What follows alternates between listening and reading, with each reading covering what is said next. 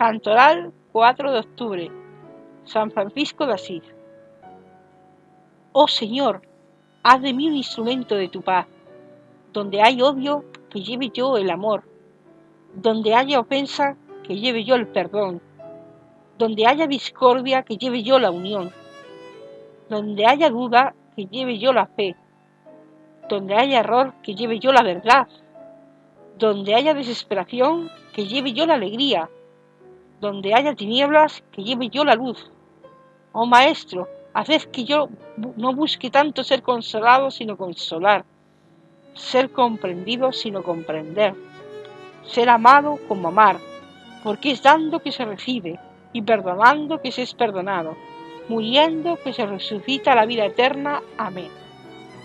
Su vida, dicen que a San Francisco lo declaró santo el pueblo antes de que el sumo pontífice le concediera este honor, y que si se hace una votación entre los cristianos, aún entre los protestantes, todos están de acuerdo en declarar que es un verdadero santo.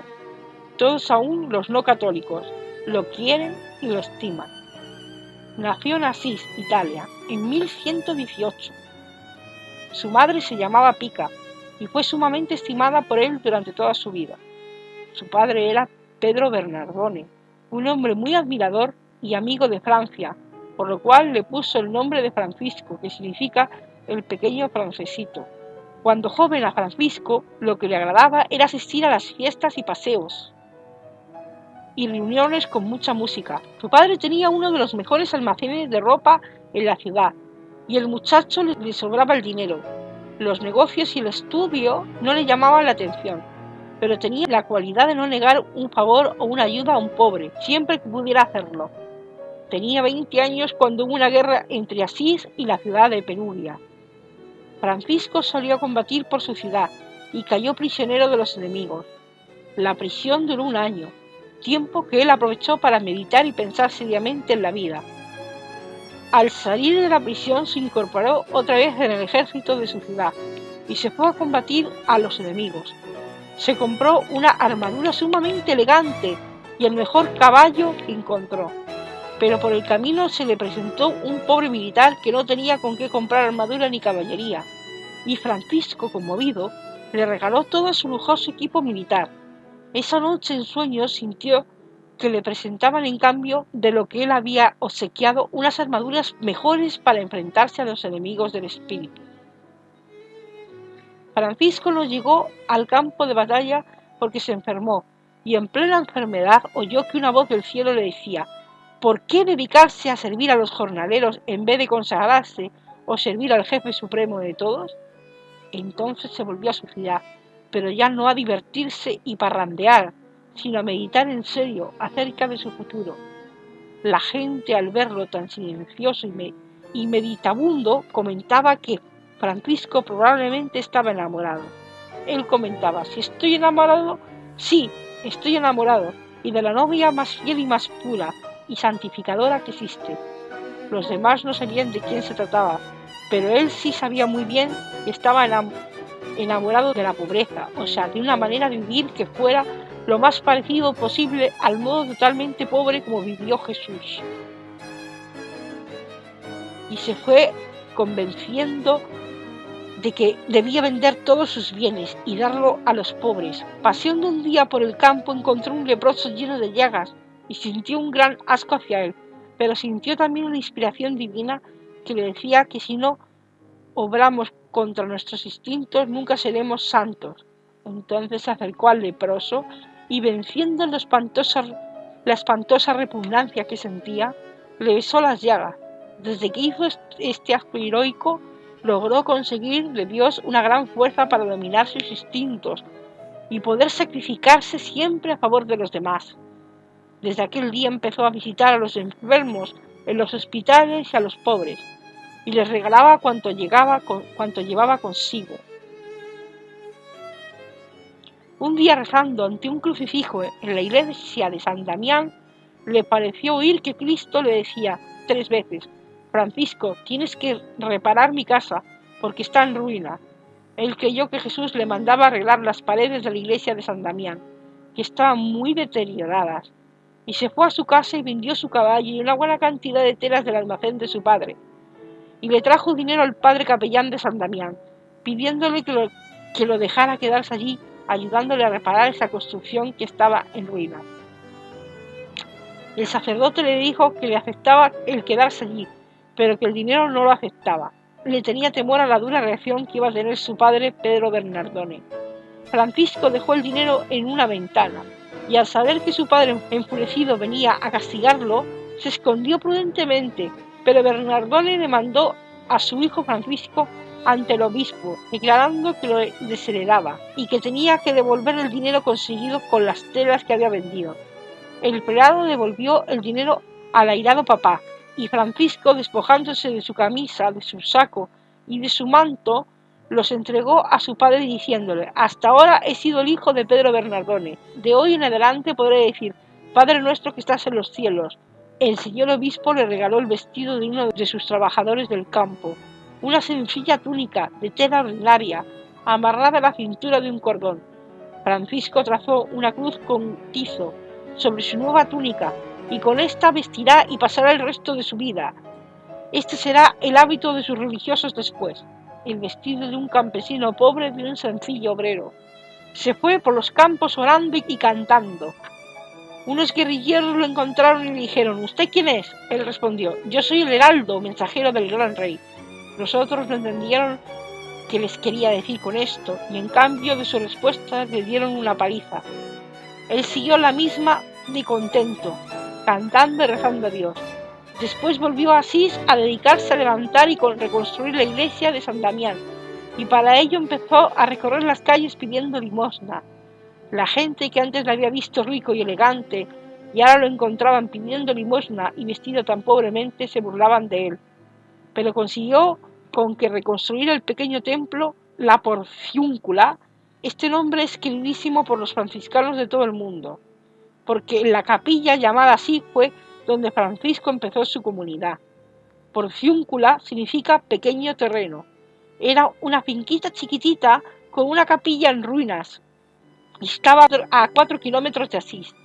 Los padres benedictinos le dieron permiso de irse a vivir allá, y a nuestro santo le agradaba el sitio por lo pacífico y solitario, y porque la capilla estaba dedicada a la Santísima Virgen. En la misa de la fiesta del apóstol de San Matías, el cielo le mostró lo que esperaba de él, y fue por medio del Evangelio de ese día, que es el programa que Cristo dio a sus apóstoles cuando les envió a predicar. Dice así: «Vayan a proclamar que el reino de los cielos está cerca. No lleven ni dinero, ni sandalias, ni doble vestido para cambiarse. Y las que se han recibido, den también gratuitamente».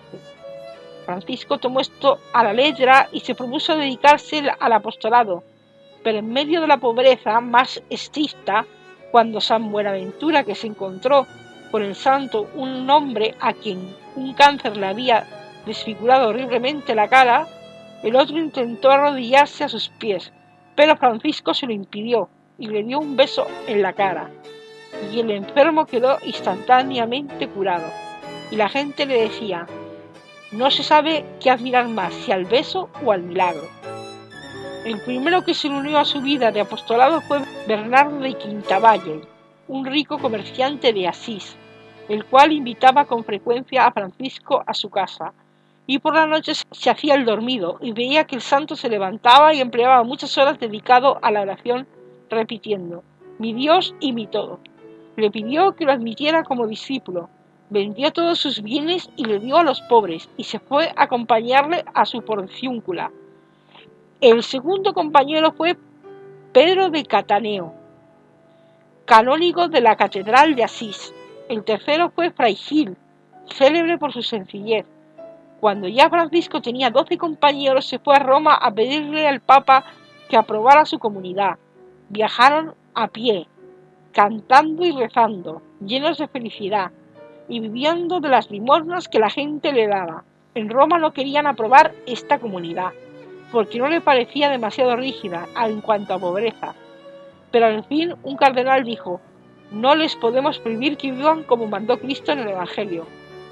Recibieron la aprobación y se volvieron a Asís a vivir en pobreza, en oración, en santa alegría y gran fraternidad, junto a la iglesia de Porciúncula. Dicen que Inocencio III vio en sueños que la iglesia de Roma estaba a punto de derrumbarse y que aparecieron dos hombres a ponerle el hombro e impedir que se derrumbara. El uno era San Francisco, fundador de los franciscanos, y el otro Santo Domingo, fundador de los dominicos. Desde entonces el Papa se propuso aprobar estas comunidades.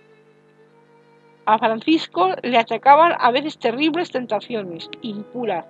Para vencer las pasiones de su cuerpo, tuvo alguna vez que revolcarse entre espinas. Él podía repetir lo del santo antiguo: trato duramente a mi cuerpo porque él trata muy duramente a mi alma. Clara, una joven muy santa de Asís, se entusiasmó por esa vida de pobreza, oración y santa alegría que llevaban los seguidores de Francisco, y abandonando su familia huyó a hacerse monja según su sabia dirección. Con Santa Clara fundó él las Damas Pobres o Clarisas, que tienen hoy conventos en todo el mundo. Francisco tenía la rara cualidad de hacerse querer de los animales. Las golondrinas le seguían en bandadas y formaban una cruz por encima de donde él predicaba. Cuando estaba solo en el monte, una mirla venía a despertarlo por su canto, cuando era la hora de la oración de la medianoche. Pero si el santo estaba enfermo, el animalillo no le despertaba. Un conejito le siguió por algún tiempo con gran cariño.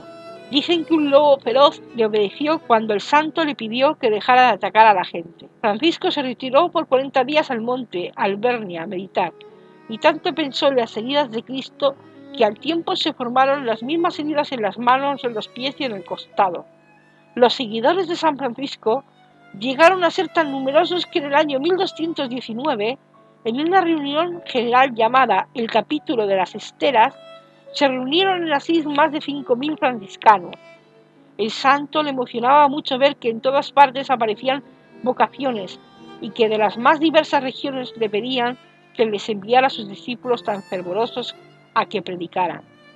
Él les insistía en que amaran muchísimo a Jesucristo y a la Santa Iglesia Católica y que revivieran el mayor desprendimiento posible hacia los bienes materiales, y no se cansaba de recomendarles que cumplieran lo más exactamente posible todo lo que manda el Santo Evangelio. Francisco recorrió campos y pueblos, invitando a la gente a amar más a Jesucristo, y repetía siempre: el amor no es amado. Las gentes le escuchaban con especial cariño y se admiraban de lo mucho que sus palabras influían en los corazones para entusiasmarle por Cristo y su religión.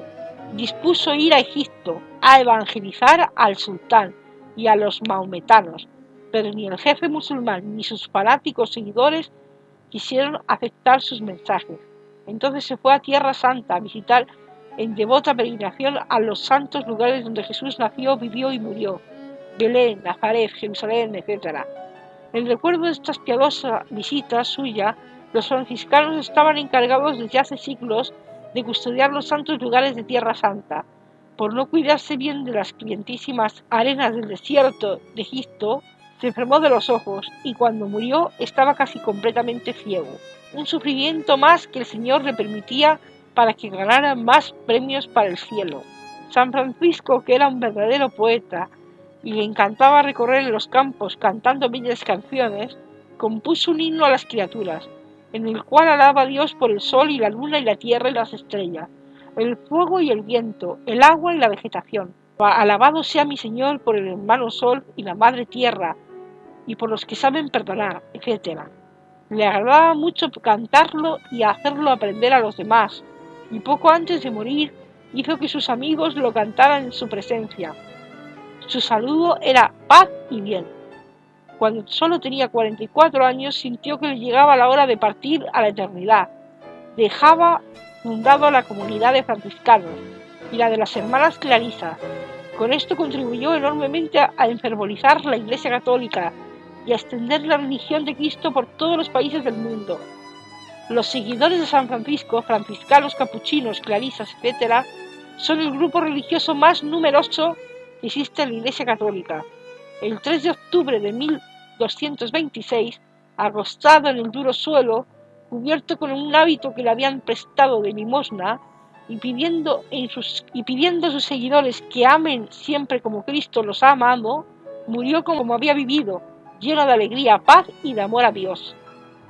Cuando apenas habían transcurrido 2 años después de su muerte, el sumo pontífice lo declaró santo, y en todos los países de la tierra se venera y se admira a este hombre sencillo y bueno que pasó por el mundo enseñando a amar a la naturaleza y a vivir desprendido de los bienes materiales y enamorados de nuestro buen Dios. Fue quien popularizó la costumbre de hacer pesebres para Navidad,